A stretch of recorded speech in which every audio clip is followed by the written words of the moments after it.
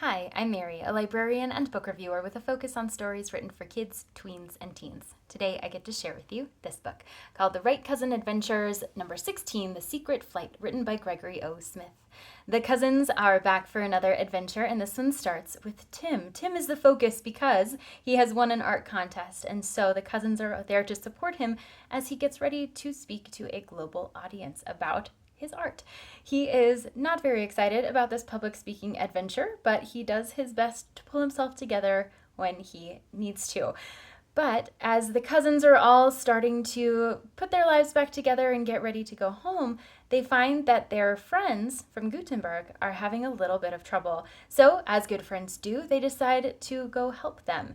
And in so doing, they are putting themselves into a little bit of danger, but they have the skills, knowledge, and expertise in order to help each other as the mystery unfolds.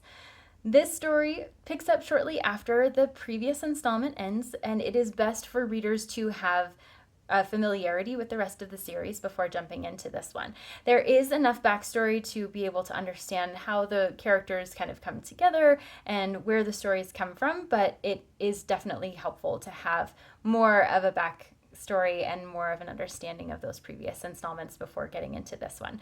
There are a lot of references to those previous stories, which helps readers to be able to reconnect with the characters, especially if they've read the previous installments before. And there's also enough detail to let you know kind of who the characters are and how they interact. There is a lot of humor in this story alongside the danger and peril, so that makes the book a little bit more accessible to younger readers because even though there is danger, it's not as weighty as some other books for this age group can be.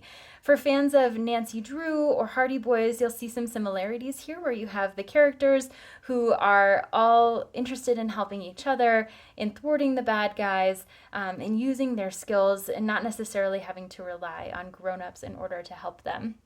So many of the characters in the story are teenagers, which makes the book appeal to that older age group for that reason. But it is accessible to advanced middle grade readers as well because the content itself is not as weighty as it is in a typical young adult story. So you have kind of a wide spread of readers who would appreciate this book, especially ones who like action and adventure with a little bit of humor thrown in. And the story itself moves really quickly, jumps straight into the action, and gets readers involved in the story from the very beginning.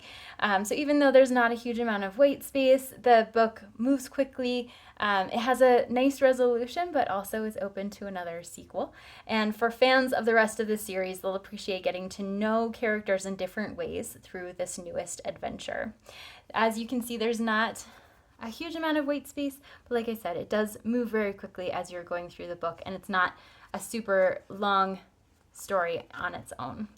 But there are several others in the series, so if you're a fan of those or if you want to get into them, try those first and then get into this number 16 with a promise of more to come. And if this sounds like a great fit for you or for someone you know, I hope you look for it wherever you get your books.